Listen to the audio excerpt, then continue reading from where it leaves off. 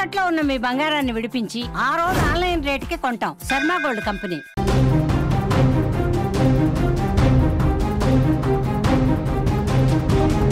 Breaking news చూస్తున్నాం. రఘువంశీ హత్య కేసులో సంచలన విషయాలు బయటకొస్తున్నాయి. పెళ్లికి ముందే హత్యకు సోనం ప్లాన్ చేసినట్లుగా తెలుస్తోంది. ప్రియుడి సాయంతో కిరాయి హంతకులను ఎంపిక చేసుకున్నట్లుగా సమాచారం. హనీమూన్ కు బంగారం తీసుకురావాలని కూడా భర్తకు సూచించింది. హత్య తర్వాత ఆ బంగారాన్నే నిందితులకు సుపారీగా సోనం ఇచ్చినట్లుగా తెలుస్తోంది.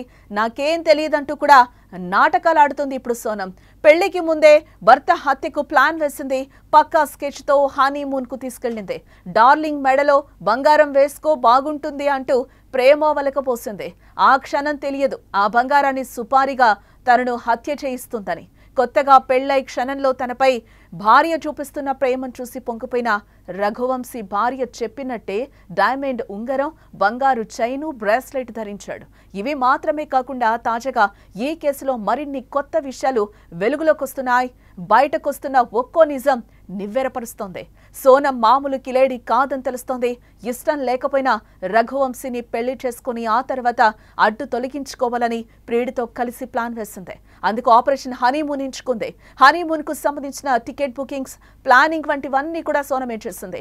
ఎక్కడికి వెళ్ళాలి, ఎక్కడుండాలి అన్ని వివరాలను ఆమెనే చూసుకుంది. అన్నీ చేసిన ఆమె రిటర్న్ టికెట్లు మాత్రం బుక్ చేయలేదు. ఇదంతా సోనంతో పాటు ఆమె ప్రియుడు రాజ్ కుష్వాహా వేసిన ప్లాన్.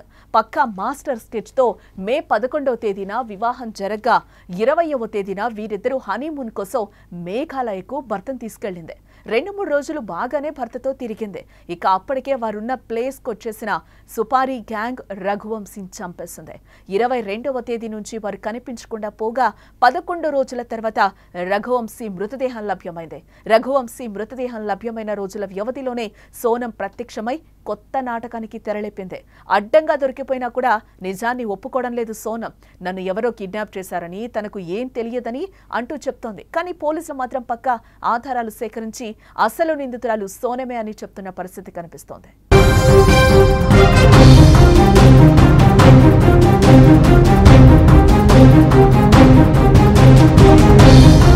సోనం మేఘాలయ పర్యటనలో ఆమె లొకేషన్ ను నిరంతరం కూడా రాజ్కి పంపించినట్టుగా స్పష్టమైన ఆధారాలు కూడా ఉన్నాయని పోలీసులు చెప్తున్న పరిస్థితి కనిపిస్తోంది. రాజ్ ఇండోర్లో ఉన్నప్పటికీ మరో 3 నిందితులు రైల్లో అసోం వెళ్లినట్లుగా పోలీసులు అనుమానిస్తున్నారు. హత్యకు ఉపయోగించిన ఆయుధం గౌహతిలో కొనుగోలు చేసినట్టుగా ఒక అధికారి కూడా ఇక్కడ వెల్లడించడం జరిగింది.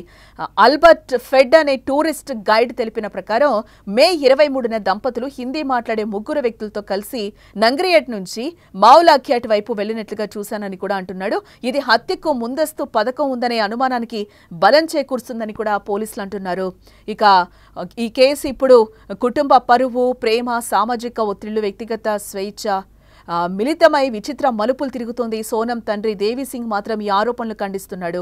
మా కుమార్తెను బలవంతంగా కేసులో పోలీసులు ఇరుక్కిస్తున్నారని కూడా ఆయన చెప్తున్న పరిస్థితి అయితే కనిపిస్తుంది. ఫస్ట్ నుంచి కూడా సోనం రఘువంశీ హనీమూన్ కేసులో ఎటువంటి పరిణామాలు చోటు చేసుకున్నాయో కూడా మనం చూస్తూనే ఉన్నాం. ఫస్ట్ వాళ్ళు ట్రెక్కింగ్కి వెళ్లారు. ట్రెక్కింగ్కి వెళ్ళిన తర్వాత అక్కడ వాళ్ళ అత్తగారితో ఫోన్లో మాట్లాడడం కూడా మనం చూసాం.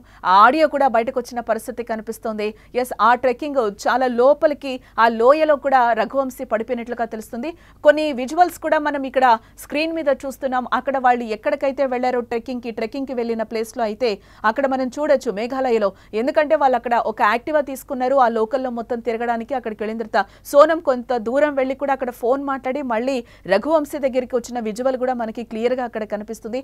ఇదే నేపథ్యంలోనే సోనం మీద పూర్తిగా అనుమానాలు అయితే వ్యక్తమవుతున్న పరిస్థితి కనిపిస్తుంది.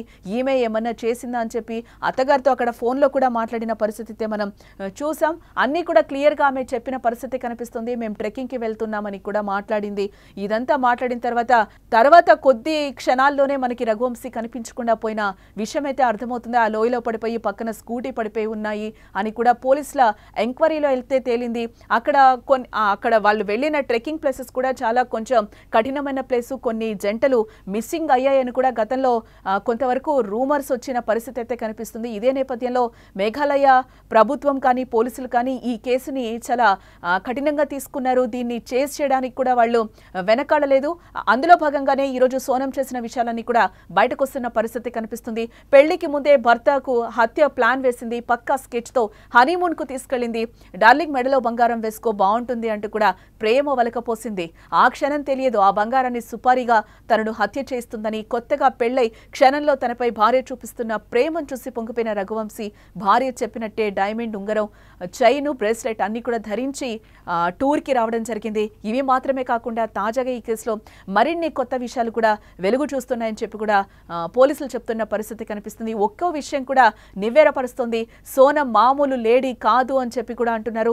ఇష్టం లేకపోయినా కూడా రఘువంశీని పెళ్లి చేసుకుని తర్వాత అడ్డం తొలగించుకోవాలని ప్రియుడితో కలిసి ప్లాన్ వేసినట్లుగా తెలుస్తుంది. అందుకు ఆపరేషన్ హనీమూన్ కూడా ఎంచుకుంది. ఇదే నేపథ్యంలో తండ్రి కూడా సోనంని ఇరికించే, నా కూతుర్ని ఇరికించే ప్రయత్నం చేస్తున్నారని చెప్పి కూడా ఇవన్నీ కొట్టిపరేస్తున్న పరిస్థితి కనిపిస్తుంది. ఇంకా సోనం, రఘువంశీ హనీమూన్ ట్రిప్పుకు సంబంధించి కూడా ఎలాంటి విషయాలు బయటకు వస్తాయో అనేది కూడా తేలాల్సింది.